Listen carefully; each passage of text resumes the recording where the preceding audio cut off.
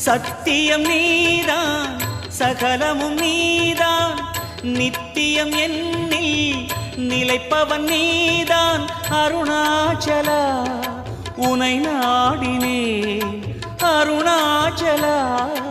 உனை நாடினேன் சிவலீலை செய்யாமல் சிறு ஏனையாட்கொள்ள சிறிதேனும் தயவோடு அருள்வாயப்பா சிறிதேனும் தயவோடு அருள்வாயப்பா